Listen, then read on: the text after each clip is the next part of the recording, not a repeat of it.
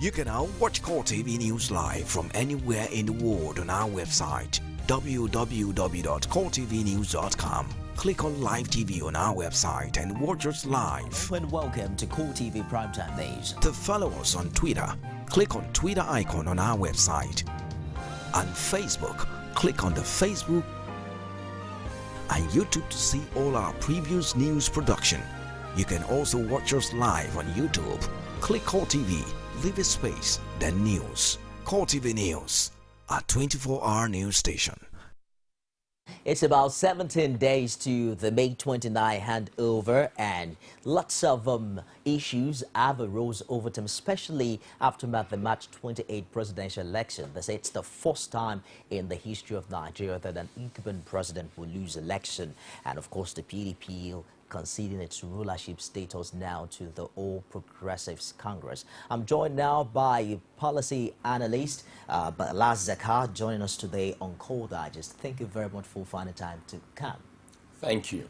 Ahead transition, we're looking at we're focusing on internal democracy, but I want us to start with the submissions of Mr. President on Sunday, where he talked about the legacies he's leaving behind, and he believes that the average Nigerian also celebrates him as a leader who has done his best for Nigeria. He also talked about people deserting him and losing a lot of friendship at this time. What are your thoughts along that line for someone who's been in power for over 6 years? You recall it was deputy governor, then governor, vice president, and now a president. Actually has been in power for probably, you can say, 16 years, because he started as a deputy governor, he became a governor, he became a vice president, became a president at the end of the day.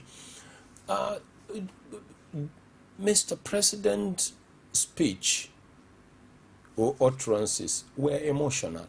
I mean, that's how I see it, whether somebody performed extremely well or he performed below the curve. The speech to me was emotional, and it came up with a lot of mixed feelings.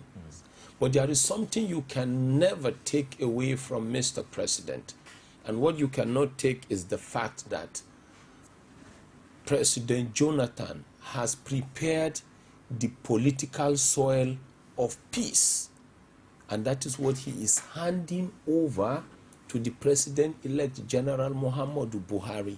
And what we mean by political soil of peace is this. If the President had the option, or the President actually had the option of making the country lawless, because generally when you even talk about democracy, you can have at least 3 kinds of lawlessness. You can have executive lawlessness, judicial lawlessness, and legislative lawlessness.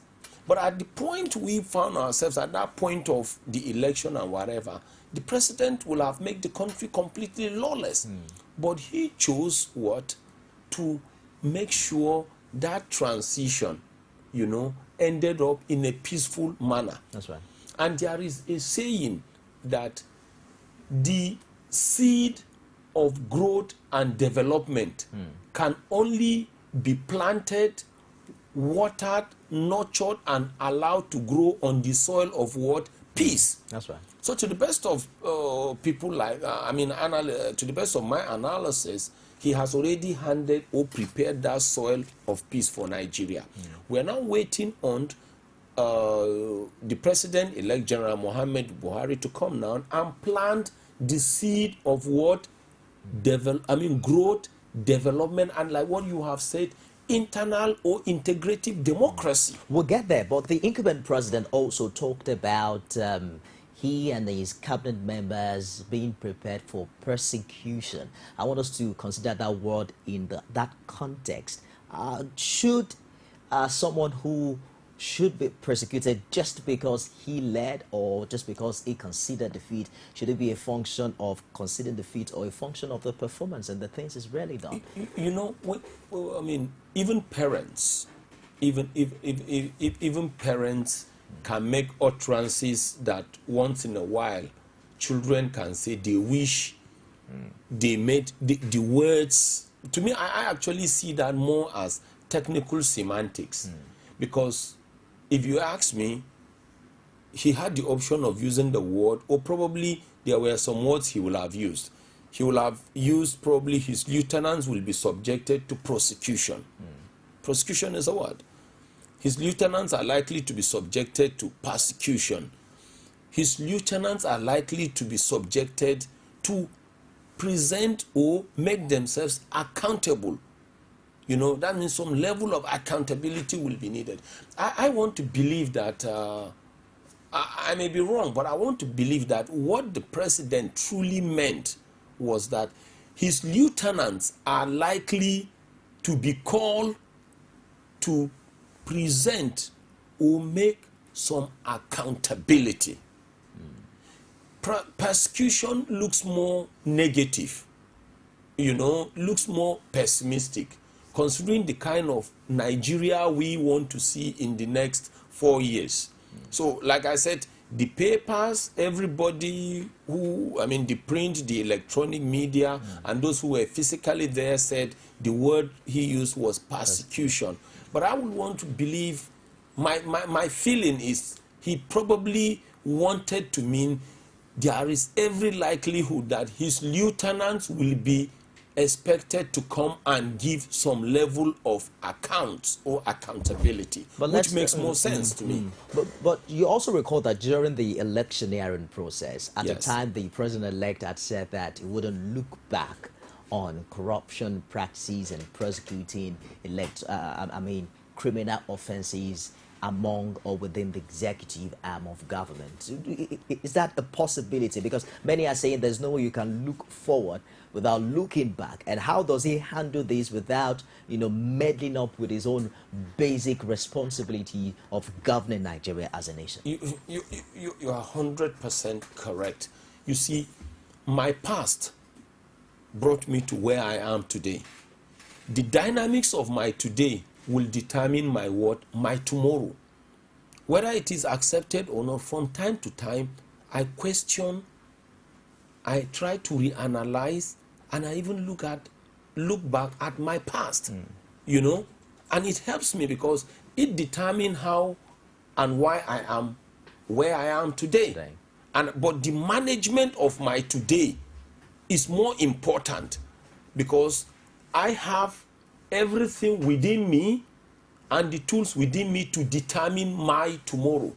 There is every likelihood that my past was something I couldn't probably had determined or controlled myself. So for the president-elect, he truly said yes, he was not going to allow himself to be bogged with the past. But there is every likelihood that from time to time, one is likely to ask questions. We've seen it when chief executives take over offices. It is one thing for me to be qualified and to have the credentials to take over from you. But there is every likelihood that from time to time, as long as you are alive, I'm likely to get back at you and say, hey, how did you get this thing done? Oh, I feel I want to do this, but from the way you did it, probably you did it better. What was the magic? Or there are times, again, I want to do something I feel will be more positive and you got yours wrong. And I'll just be wondering, how the hell did you get it that bloody wrong? So from time to time, I will always be connected with you. But is the intention to move positively forward? Or am I embarking on vengeance? These are the things we have to make clear. But I think it is generally accepted that there is a new Nigeria, right? And with this new Nigeria, people all collectively want to move forward. So I will expect our looking at the past, you know, to help us get a clearer idea of how to manage, you know, and redesign our present so that our future will be better. There are also questions as regards the impact that the newly found status of the incumbent president as a statesman would also have on his actual performance in office. Because when he talked about persecution, one would wonder if there are some hidden facts that will come to light and how that would also battle with what he is known for as someone who has provided a platform of peace for national growth and development. I think to a reasonable extent, I mean, there are certain things you can't hold back from some people or from some personalities. Before the campaigns, I can tell you, I think there was a reasonable degree in the management of Mr. President utterances. But you know, when you talk about campaigns, I mean, it's a period for throwing of political banters, you know. And remember, even the English we speak, believe me, I mean, we were taught. You understand? Sometimes I can mean something and use a different one. That's why I said that aspect has to be seen from the context of technical semantics, you know. But I think it's the president we had was a relatively level-headed president. We saw him, we see him in his speeches and other body languages. The only thing somebody can ask is, what kind of firepower did he have as a president? Is he that type that will always want negotiation so that it's a win-win situation, even if he needs to stamp himself or authority? These are things that we will leave for history and posterity to judge. But one thing I know, or many of us have accepted, is this president is trying to bequeath a legacy of at least politics without bitterness. Let's take a commercial break here. When we come back, we'll also begin to look at the impact of all of these decisions by the president on the party, the People's Democratic Party. How prepared the PDP is for the opposition status, especially with the rancor and infightings being experienced now. Stick around. Don't go away. It is often said that the future belongs to those who believe in the beauty of their dreams. But what about the things in life that actually inspire us to believe? Like the things that drive us, the things that move us, and even the things that remind us that the sky really isn't our limit. Because when we are inspired, we are led to future greatness. But first, we just have to believe. One day I want to build Nigeria's first aeroplane. I know. One day you'll make us proud. Rich and creamy pig, extra fortified with 28 vitamins and minerals. Here's to 60 years of nourishing dreams and inspiring the future. The future is bright. Reach for your peak. Any tribe that rules has solid rules. Rule number one, friends stay close. Friends in the tribe, stay closer. Feel me? Rule number two, in the tribe, you always know what's up with Facebook, WhatsApp, BB, and Twitter. Guess what? It's free.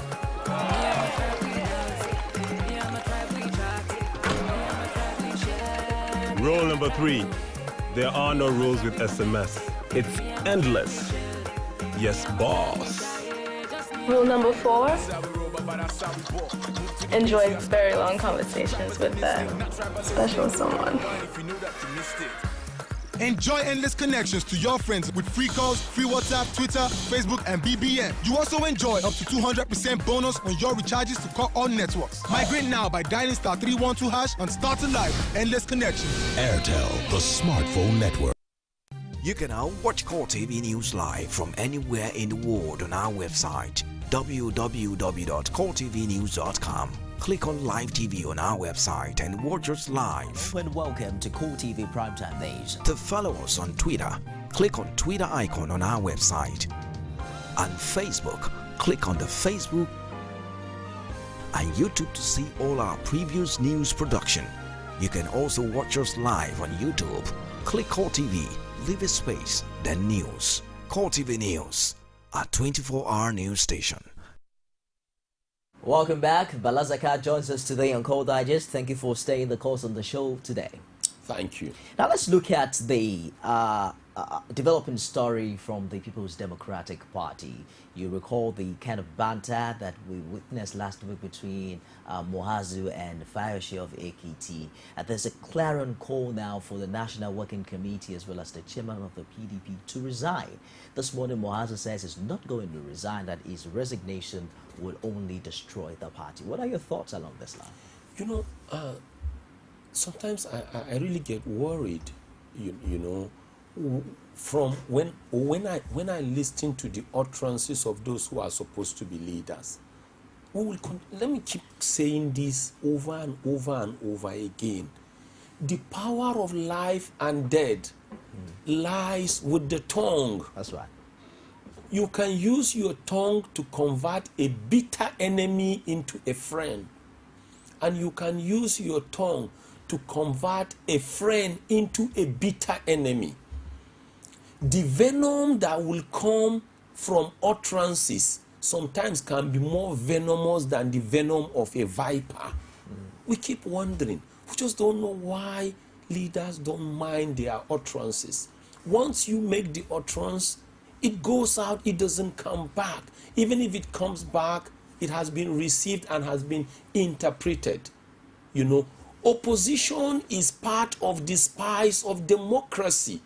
In fact, it is opposition that makes democracy to strive. It is opposition, and a strong opposition, that will put a central or ruling government on its toes. So why should people feel bad being in the opposition? Why should people feel bad? Sometimes failure does not necessarily mean you are bad. But failure sometimes gives you the opportunity to sit down, analyze, anatomize, and strategize. Isn't that what that faction? That's what we're saying. And losing sometimes helps you to have or acquire what we call lessons learned. Okay. So whenever you lose, I'm telling you, it just helps you to re-strategize and bounce back. What is happening in PDP, it's a little bit unfortunate. I'm not a politician. I wish I'm a politician and a PDP member. And I will tell them that if just for losing in 2015, you want to bring all your structures down to zero, what about those who have been in the opposition from 1999 to 2015? What do you want those other people to do? Those people have also been Nigerians. They've invested so much politically, in terms of their finances, in terms of their time, from 1999 to 2015. And they were using the motto of my secondary school, GSS Uba in Borno State, Hope Rising. That was the motto of my secondary school. They kept having hope. They kept having hope till they got to this point. In fact, let me just say something, but it's not personal. Just from 1999 to 2015 is 16 good years. Remove 16 years out of the age of Buhari. Buhari was probably just 50-something. Even though he started, I think, contesting from 2003. But that, you know, you're talking about somebody that kept holding on. Some people kept having faith for more than 16 years. Then here you are, PDP. You had strong structures. You know, you have built people within your party. You have built followers. You have built party structures. Just because you lost election, and probably in 4 years' time, you are likely to bounce back, and probably even bounce back stronger in case the current winning party does not organize itself and deliver the dividends of democracy. But let's also Why must all this thing make you feel you want to break your party, you want to balkanize things? Let's it's a bit quickly unfortunate. consider the details and the specifics of the, you know, the row within the PDP. Some are asking now, because you made mention failure being an opportunity to re-strategize. That was how we came about the word drawing board.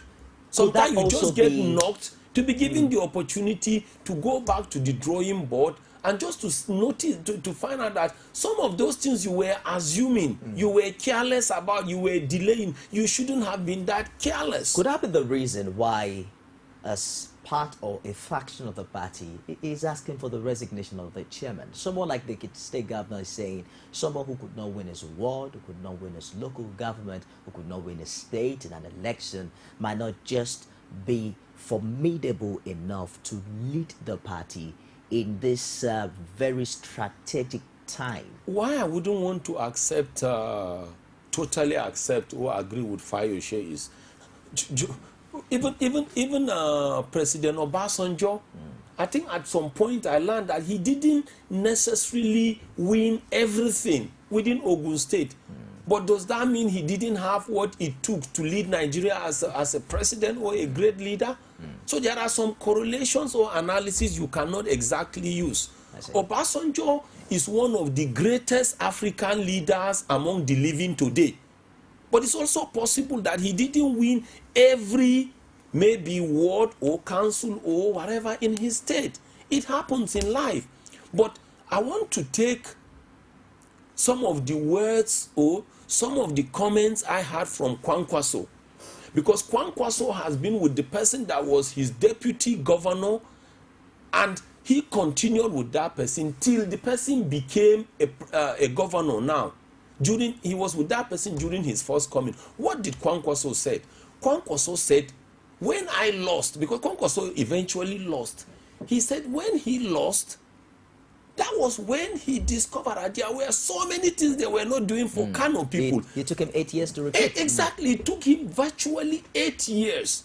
And within that 8 years, he was still with that, his deputy. I think his name is Dr. Ganduje or whatever. He said he was still with that, his deputy, and so many other people. And they were asking themselves, if we are ever given a chance again by the Kano people, what should we do? And as nature or fate will have it, they were still alive, and that opportunity came. And that was why, despite the negative punctuations of Boko Haram to cause confusion within Kano, you understand, Kwankwaso was able to hold on, you know, and to deliver what he can best deliver. To show the people of Kano that he was going to, you see, that is how we should practice democracy. Unlike, very unfortunately, unlike the Kwankwaso incident, there seemed to be a punctuation in the trust between these two parties. For instance, the Ekiti State Governor has alleged that Muazu had worked with the APC during the presidential election, that how could the national chairman and the governor and another major PDP stakeholder could not deliver their state at least for the presidency. You know, some of these allegations are really, really weighty allegations. And people like me, I just want to be an objective public affairs analyst. What I'm not sure of, I can't say. Because for everything I said, as me and you are analyzing now, it is being beamed to the entire world. Right? So I can only tell you what I know and what I believe in. My belief is this: in democracy, there are events that must happen. Recall is one of the spices of democracy. Defection is one of the spices of democracy. Impeachment is one of the spices of democracy. Even losing is one of the spices of democracy. We have the stories of the Abraham Lincolns.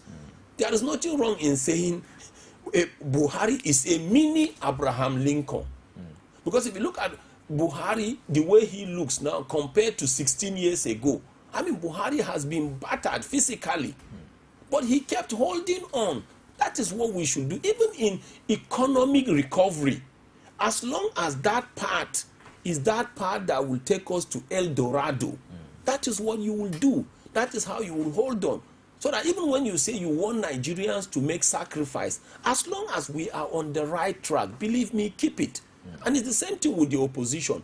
But the rate at which we are seeing infightings within PDP and at higher levels with higher senior officers, and the senior officers within the party have forgotten that they are supposed to be mentoring people. They are also models to other Nigerians, whether Nigerians in any party. You know, these are great Nigerians, and most of these people we're talking have been governors. Some have been directors. Some have been senators. Believe me, what they are doing, I wouldn't want to say it's a show of shame, but to some extent, they are not being fair to themselves, to the party, and to some Nigerians, including myself, who look at them as likely seniors and likely models that we need to learn from. Because if you say somebody is your model, It doesn't mean he is 100% perfect, but he has great things he has achieved, which you will want to achieve or improve upon. Then he has areas of his weaknesses and lacunas, and those are the pitfalls or pitholes you will want to avoid. There's a faction now within the PDP that is threatening to factionalize the party or pull out if this group of people do not resign. What implication do you see that having on the party when you recall that the APC itself is a merger between some other parties and some about 5 PDP governors and other major stakeholders from the party? If the factionalization of PDP eventually succeed, between you and me, it will be unfortunate for Nigeria, it will be unfortunate for PDP, and it will be unfortunate for democracy. Because as it stands today, take it or leave it, right? PDP is supposed to be the opposition party, and PDP is supposed to put APC and the APC government on its toes, principally on political, economic, and social issues that will move Nigeria forward. So if we have factionalization, I'm telling you, that thing, that extra watchdog that we want so that the totality of governance will be positive and great, then will become what? Diluted. And that's what we wouldn't want to happen. But is this not also an opportunity for the other parties, the likes of COA, APGA, many other parties that are yet to gain that much political relevance, to team up together now and provide a formidable opposition, even if PDP isn't available? It depends. Remember, even the government elect has not started ruling. The government elect has not officially been handed over what you can call the reins of power or the torchlight of power. So you as PDP, with all this wrangling, what makes you feel APC is already 10 times better than you? It's just a perception. Allow them to come in. Then when they start administering or delivering the dividends of democracy, and they are now making you PDP to look as if you were a failure for 16 years, that is when you can start asking yourself, why did we get it wrong? Was it a Muazu problem? Was it an Obasanjo problem? Was it a Jonathan problem? Was it a Fayose problem? That is when you will even do that. You are yet to get there. And that is why we are saying we will want that opposition to be there. Everybody is hopeful, right, that Buhari and his lieutenants will come and do something. But remember, Buhari is still a Nigerian. All those that will work with Buhari are what? Fellow Nigerians, and some were even PDP members. The only reason why Buhari and his team became very strong was because they noticed that PDP has been in power for a very long time. And if they decide to remain a factionalized group, I am only CPC, this one is AD, they notice that they cannot put so much pressure and dislodge the central government. And that was why they came together. So if you look at the coalition or the understanding or the ideology or the framework that brought about the formation of APC, to some extent you can say they had an idea of what they wanted to achieve. You could call it an ideology or a philosophy, but they noticed that they needed to bring themselves together. One, that will give them the population force. Then they needed to synchronize their ideologies. APC, bring your own. Little APGA, bring your own. AD. Alliance for Democracy. Yes, bring your own. CPC, that was what they did. And that's how people move countries forward. So even for PDP, that's what I'm expecting PDP to do. You shouldn't be in a rush. Buhari has not started ruling. You don't know how their economic policies will be. We don't know. Maybe there will continue to still be gridlock, and tankers all over Apapa. Who knows? We don't know yet. We don't know how our rail lines are going to be. We don't know how the health sector is going to be. We don't know what our exchange rate is going to be. We don't know whether subsidy will be there, whether there will be refiners. So why are you already fighting yourself? Let's allow the APC government, which we will all pray should positively bring Nigeria out of the woods. Allow them, first of all, to come in. And let us start watching them to see how they will perform. Don't just start blaming yourself or just because you fail an exam. What makes you think it wasn't the clock or the timer or one or two things didn't go wrong with even the questions and you read the question wrongly? It's all right. Clear the chance first. Let's talk about party ideologies, because I recall that prior the 2015 elections, there were talks as regards no remarkable difference in ideologies among parties, and that probably is one major reason why politicians change parties like they're changing clothes. In the morning they're with the PDP, before you know it they easily crisscross between both parties every other day. With the way the election went, do you foresee some remarkable differences in party ideology? Of course, bearing in mind also that APC itself is a concoction of many ideas with multiplicity of interest. How far away are we from having parties identified with particular ideologies in Nigeria? You see, when you talk about party ideology, in theory, it is what is supposed to form the template and the kind of policies you even come up with. And what are policies? Policies are statements. In the case of like parties now, policies are statements, that convey the national philosophy of a party and must be reflected in the political thinking and execution of its leaders. Right? We have had different parties saying, I will stop corruption. I will construct roads. I will make sure we build refineries. But the question between you and me, if you try dissecting and asking questions, you will end up embarrassing some of the political gladiators. Because if you say you will come and construct a 200-kilometer road, first of all, looking at the geographical entity of Nigeria or the geography of Nigeria, the first question, that 200-kilometer road, in which part of the country? Because depending on that part of Nigeria where you intend to construct that road, soil structure analysis is necessary. That's right. Depending on that part of the country where you want to construct that road, what is the price of a trailer or a tipper of laterite? People don't do this analysis. Somebody does not know the soil structure, does not know how much a tipper of laterite costs, does not know what compactment is all about. And he will say, I will give you 50 roads, right? Another person will just come and say, if I come, I will do something about the refinery. Do you know the level of decay in the refinery? And if you know the level of decay, that is one problem. Do you know whether it is even the staff in the refinery or within the government corporation that are responsible for why you don't have this? When you say remove subsidy, do you know what subsidy is all about? When you say privatize, why is it that you will always be after telling government to sell the national assets that heroes past have suffered to put together just for you to buy? Why not do your own? You know, these are so many things that are not really clear within all the parties.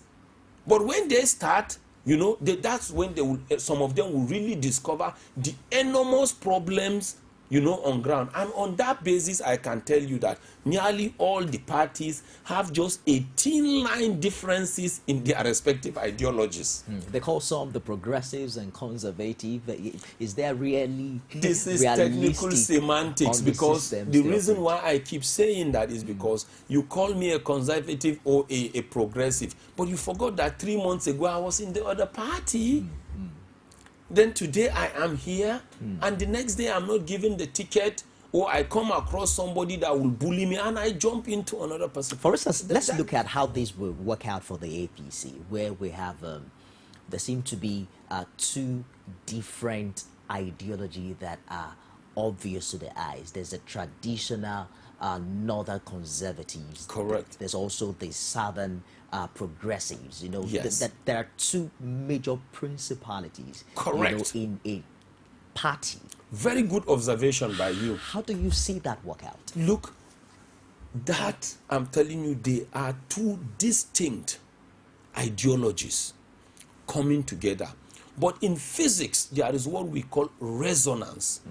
Resonance is a situation where you have a sound you generate.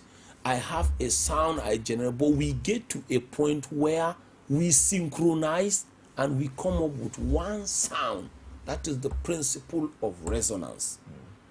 My belief, or my thinking, or my perception is that these two distinct ideologies that are well rooted and are not ready to shift grounds are trying to now merge together in national interest. If national interest is the key, they will succeed. But if they just merge together so that they will muzzle the population force or the electorate force to dislodge PDP, they will run into problems. Because in less than no time, they will start having their own internal problems. But believe me, in situation like this, I will plead with them that having succeeded in being given, right, Nigerians as of today, we have surrendered our economic, political, and social destiny into their hands for the next 4 years, right? So whatever those ideologies were, whatever they had as the intentions, they should truly synchronize them today, have that resonance, and lead Nigeria to govern and to make sure they properly govern Nigeria in national interest. And that will make them to bequeath a better legacy. There's such a thing as the Northern Agenda, and it's been in public discourse for a while. The idea that given the length of time that they have led the country in different capacities, there are some who believe there is still an iota of that idea that power has gotten back to the North now and it has to stay there. Unfortunately, also, it wasn't clear really during the electioneering process whether Muhammadu Buhari, even one election, was going to go for a second term. What are your thoughts, as regards this, given the fact that you're also from the North? Yeah, you see, to be honest, I'm from the northern part of Nigeria. I grew up in the north. I went to all the kinds of, that's why people like us, when we hear they said people are having differences in religion, it just baffles me. When we were coming up in primary school, you were reciting the Quran and reading the Bible. You go to my house, this person is a Muslim, this person is a Christian. That's how mixed the whole thing is. But I think politically, I want to believe we were made to understand historically. It's not something, it's not a Buhari making, it's not probably a Yaradua making or whatever, but it's historical that we learned. I think people in the north then were associated with administration. And you can easily synchronize administration and line it up to leadership position. And if that is what has been interpreted to mean always thirst and hunger for political or leadership power, I don't know. There was a state slogan then that was born to rule. So that was what I was saying. That was why I came up with all these corollaries, for one to see. We've always also known that it's just like when you sit down and they say, who is a typical Southwesterner? A Southwesterner person is a commerce person. A Southwesterner person has something to do with Western education. You understand? A Southwesterner person linking it to South-South, like all those Edo, Benin, are known to be people that are interested in financial institutions. They believe in building institutions. Then when you move towards the Southeast, they are known to be entrepreneurial. Right? That's why you can virtually find Easterners all over Nigeria. They set up a small shop. Before you know, they have supermarkets. And and that's how Nigeria is. Maybe it's just by accident or coincidence, but that is how Nigeria is. Then when you look at the northern parts of the country, that thinking of administration, and we saw it even in those days. The trend is changing now. In those days, most of the people that went to school in the northern part of the country were reading basically public administration, business administration. Like I said, if it was a coincidence or an accident, I don't know. But we have seen that, and it is there till today. How do you see all of this now play out and impact on this new administration? So what we want, that is why we are saying now, we have now a Nigeria where people with all these different ideologies have decided to come together and to wrestle power from the ruling or outgoing government. I think I will want to now see the true definition of unity in diversity come into play. Because what that simply means is they have been diverse. This one, this way, that way. Hydra-headed ideologies, hydra-headed thinking. But let us have what we call unity in that diversity. That national unity is what is likely going to give them a 4-year term, and we will expect them to deliver the dividend of democracy, and if possible, another extra term. But if they don't, I am telling you, that will be the initial crack, right, that will balkanize them. Are we very likely 2019 going to have a situation where for the first time we're going to have a president who will decide not to run a second term, given all these federal characteristics of unity that you just mentioned about? I mean, do you foresee Buhari taking that lead after 4 years? To be honest, I can tell you I don't know. But one thing I feel, or my thinking, or one thing that I hope, or I want to believe Buhari wants to do is this. Buhari believes, and Buhari and his team believe that Nigeria has derailed economically, Nigeria has derailed politically, Nigeria has derailed socially. So one thing I believe Buhari thinks or believes today, right, with his team is that they want to bring Nigeria back on track. Okay. And once they bring Nigeria back on track, they will show Nigeria what good governance is. They will show Nigeria what good leadership is. They will show Nigeria how to come out of the economic deadwoods. If they do that, to what extent they will still want to continue leading Nigeria is what I don't know. There is every possibility. I mean, we've seen cases where all they want to do is to prove a point that we can bring you out of economic woods. And after that, they will feel they are done and dusted, and they will leave the rest to history and posterity. On the contrary, there are many who are saying the body language is loud and clear, because just over the weekend, the president-elect talked about how the rot has been for the past 16 years, and that Nigerians should be a little bit patient because the change wouldn't happen overnight. If someone is saying this thing has gone wrong for 16 years, it's probably trying to say 4 years wouldn't be enough to solve the problems. No, but you see, that's why sometimes, most of the time, we try to be very honest. There is what we call paper analysis and practical analysis. There is what we call paper economy and practical economy. There is what we call paper manifesto and practical manifesto. Most of the time, the one we talk about when you talk about paper is just people's analysis. You bring pundits, they correlate, they carry out econometrics, statistics analysis, and they come up with something. But practical ones are now things you are beginning to feel it. Like I said, when we were analyzing, when we just met and we were analyzing Nigeria, we still said the good thing about Buhari and many of his likely lieutenants is that they have not been in exile.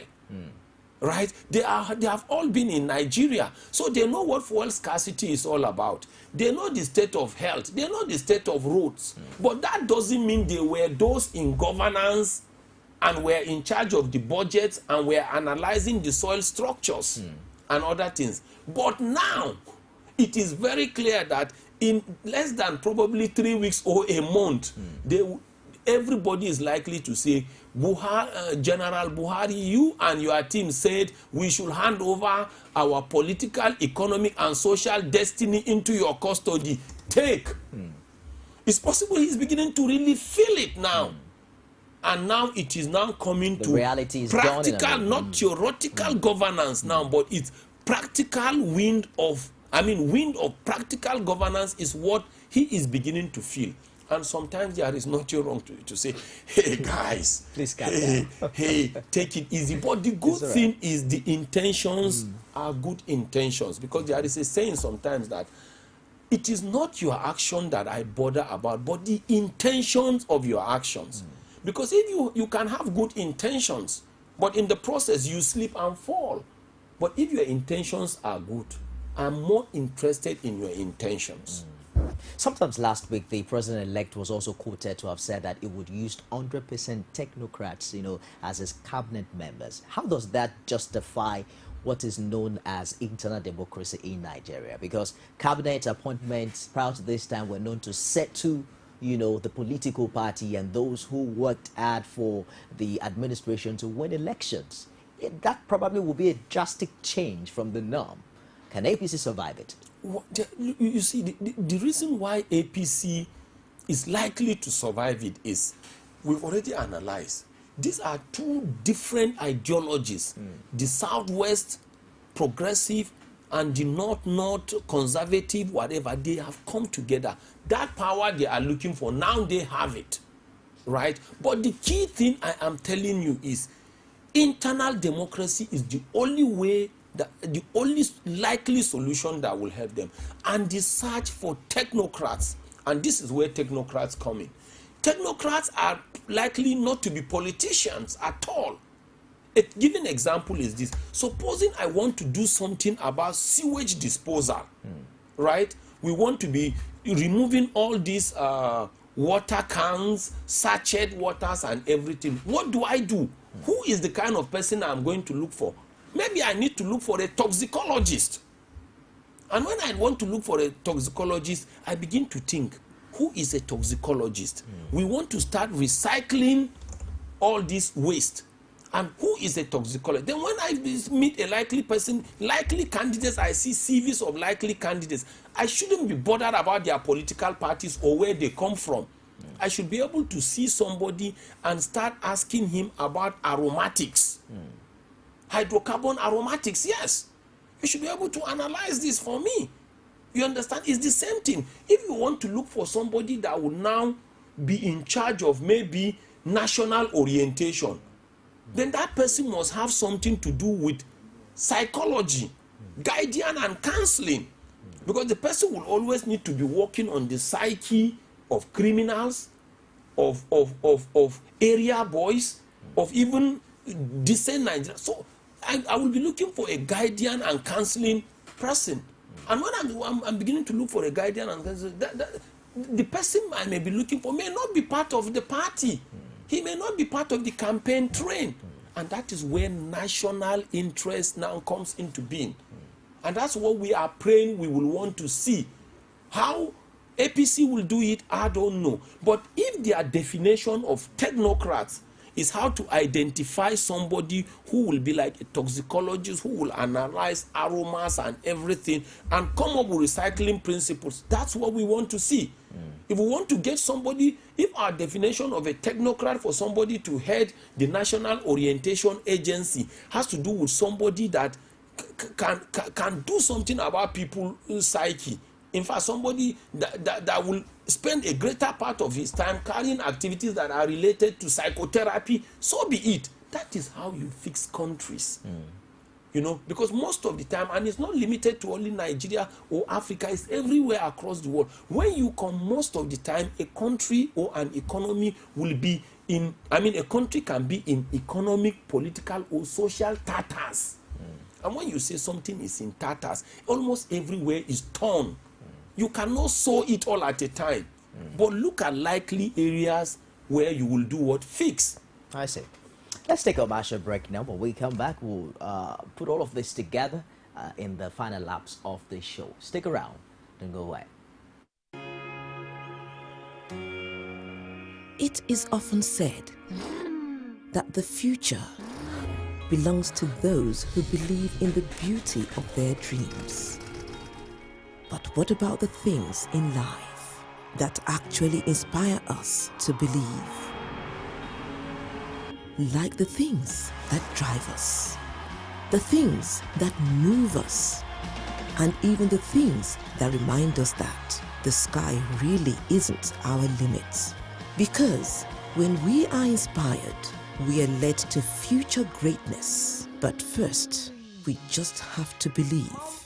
One day I want to build Nigeria's first aeroplane. I know. One day you'll make us proud. Rich and creamy pig, extra fortified with 28 vitamins and minerals. Here's to 60 years of nourishing dreams and inspiring the future. The future is bright. Reach for your peak.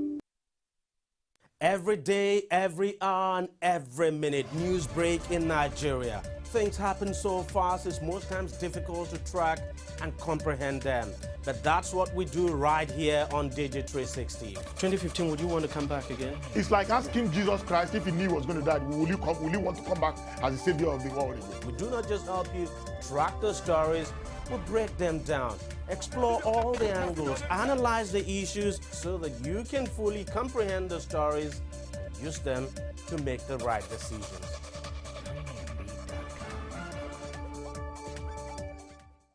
Welcome back. It's Core Digest Monday, exclusive to Core TV News. We're wrapping up now. The expectation on the incoming administration is quite high.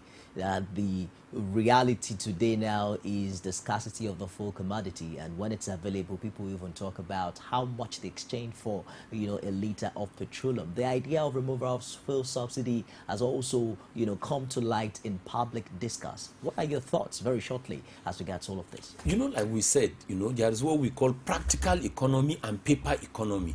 But a good example of what this regime or the incoming regime can use now to put itself on a good pedestal in Nigeria has to do with this subsidy. Let me tell you, subsidy is necessary based on Nigerian level of economic development today. The biggest mistake you will do is to say you remove subsidy. And one mistake a lot of people are doing is this. If immediately you remove subsidy today, everybody, all the marketers will start importing. Nobody will build a refinery. But do you know the danger to Nigeria is? I can go to Asia, bring my own refined petroleum product at 150 naira per liter. You will go bring your own at 200 naira per liter. The other person will bring. So that is the meaning of subsidy, because now you bring it and sell it at any rate based on how you bring. So is that how we want to run Nigeria? This other person will come, sell his own 150. Government will tell Nigeria, buy it at 150 because he brought it at 150. The other person will bring his own, he sells at 170. You will be telling Nigeria, buy it. If you do like that, you will kill the country. You will destroy Nigeria. These are the things people don't understand. And as long as everything is based on exchange difference, foreign exchange difference, you will never finish. Because if tomorrow the naira collapses or depreciate, that same 150 that you were buying will become 250. What do you do? But are you also considering the global fall in oil prices? Global fall in oil price it should not affect us. You should be able to. That is why cut off what will make you to have connection with the international scene. Get this crude oil in naira from the oil field. Take them to the refinery in naira. Refine them in naira. Get your light distillate, middle distillate, and heavy distillate in naira. Sell them in naira. And let me tell you the consequences of this subsidy, people. If you remove it, a lot of people will prefer to rush quickly and be importing and selling. And as long as they bring them from outside, somebody brings his petrol or diesel at 300. That is the rate he will sell it to the manufacturing firms here. And with the high cost of that diesel based on the exchange naira differential, when they bring out their goods will still be more expensive than what? The Asian goods. What is likely to happen? The local industry will continue to die. They will never rise. If you bring subsidy, simply means try and cushion the pains for people. Come up with a given time frame to make sure your refineries are internally working, since the raw material called crude oil is locally here, right? And once you get it, you will never ever internally help your country if you will sell to local refineries at international price. Nobody grows local countries like that. US will buy crude at international price, other countries will buy. Then your own country, you want local refineries to work, and you will be selling crude oil that you are drilling locally here. You will be selling to them at the rate you will sell to international market. How will they grow? The salaries you are paying your country people, is it at international price level? the work that you are providing here, is it at international price? And by the time your local industries buy from these refineries at such expensive rates, how much do you want them to charge the cost of the unit cost of their materials? Before you know what's happening, even if you do that, the cost of production here will be higher than what? Than international or Asian prices. Meanwhile, the production cost per barrel of crude oil in Nigeria is less than $10. So why will you want to do that? When you talk about protectionism, right, you want to protect local industry. These are the things you do for them. I see.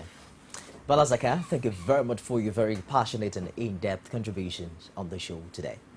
I've been speaking with policy analyst BALA ZAKKA, who joined us today on Core Digest. We're also hoping that you'll find time to join us subsequently on the show.